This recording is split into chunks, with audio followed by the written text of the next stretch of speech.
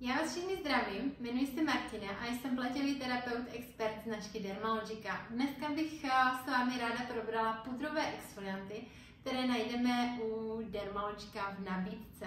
Věřím, že pudrový exfoliant si vybere každý typ pleti. První exfoliant, který bych ráda zmínila z těchto pudrových forem, tak je Daily Superfoliant. Je to exfoliant, který obsahuje výtažky z kyseliny mléčné, výtažek z kyseliny jablečné a uhlí. Zaměřený je potom na stárnutí pleti.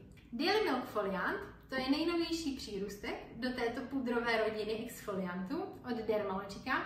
Je na bázi ovsa a díky svým zklidňujícím účinkům a zachovávání přirozeného mikrobiomu pleti je vhodný zejména pro pleť, která je citlivá a reaktivní. Posledním exfoliantem je Daily Microfoliant. Jistě každý znáte. Je to peeling, který je z výtažku z rýže a rýžových otrub. Pleť barevně sjednocuje, vyhlazuje a zjemňuje. Jo, a vhodný je pro všechny typy pleti.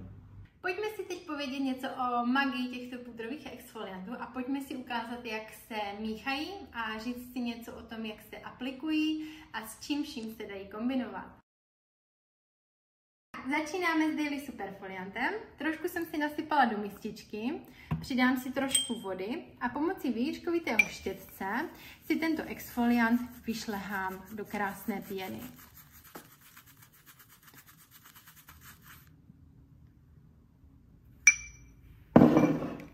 Jako další si vyšlehám Daily Milk Foliant. Pozor, Daily Milk Foliant vám neudělá úplně takovou krásnou našlehanou pěnu, ale šlehá se spíš do takové pasty. Zase trošku pudru, trošku vody.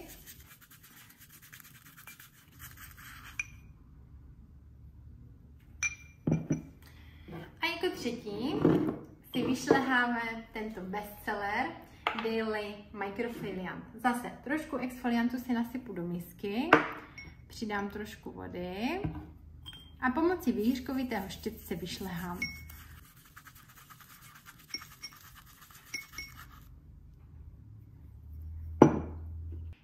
Takhle máme teda vyšlehané 3 různé typy pudrových exfoliantů od Dermalogica.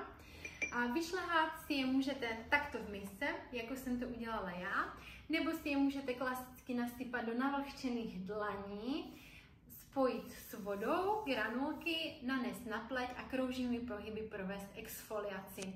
Je to na vás, co vám víc bude vyhovovat, co i vaší pleti bude víc svědčit. Věřím, že vyšlehanou formu snesou spíše citlivější typy pleti, anebo že ji snesete v období, jako je léto, kdy pleť je napnutá nebo spálená ze sluníčka, či v zimě, kdy je pleť vysušená a napnutá díky mrazivému počasí. A další, takovou pokročilejší variantou, co se týká mixování a používání těchto pudrových exfoliantů, je to tak, že si můžete spojit 2 kroky v jeden. Jednoduše, pokud používá gelové odličovací gely, čistící, tak aplikujete jednoduše gel, přidáte trošku prachu, přidáte trošku vody, spojíte si tyto 2 produkty v jeden, uděláte si takovou kašičku a pak už je nanášíte na pleť a krouživými pohyby spojíte druhý čistící krok a exfoliaci v jeden. Takže toto je za mě ideální varianta pro ty, co neustále spěchají anebo momentálně nemají čas na svůj skincare v plnohodnotných krocích. Co se týká používání těchto exfoliantů, tak tomu bych se teď ráda věnovala, protože je to téma jedno z nejčastějších, který řeším s klientkama, které za mnou přijdou na ošetření. Ať je to Daily Microfoliant, Daily Superfoliant a nebo Daily Milk Foliant. Všechny tyto 3 pudrové exfolianty mají v názvu Daily. Ano, dají se používat denně, ale berte v potaz stav vaší pleti.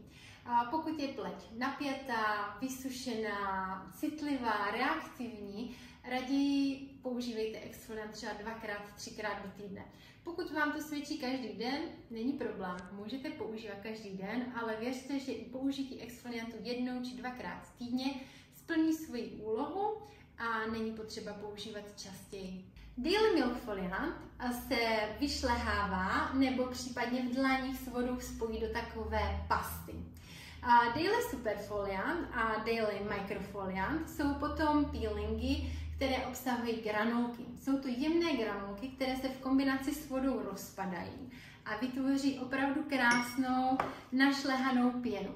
Ať je to v mističce, nebo používáte tento produkt nasypáním do dlaně, přidáte vodu, tak během exfoliace, během kroužkových pohybů na pleti dochází k tomu, že tyto granulky se v kombinaci s vodou rozpadají a nepodráždí tak pleť a mechanicky neobrousí, takže se ničeho takového nemusíte při jejich používání bát. A teď je to na vás. Je to na vás dát jim šanci, pokud jste jim ještě tu šanci do dneška nedali, a vyzkoušet jeden z nich. Pokud se nevíte rady s výběrem, můžete napsat nám do studia, anebo si najděte terapeuta podle salon lokátoru ve vašem městě a zeptejte se na doporučení vhodného exfoliantu právě pro vaši pleť. Toto video bylo natočeno na základě zkušeností a dotazů mých klientů. Pokud máte tip, které video bychom pro vás měli natočit a čemu bychom se měli věnovat, budu ráda za váš komentář nebo za vaši zprávu. A pokud vás zajímají tipy používání a kombinace, co se týká Dermalogica produktů, tak nás můžete začít odebírat.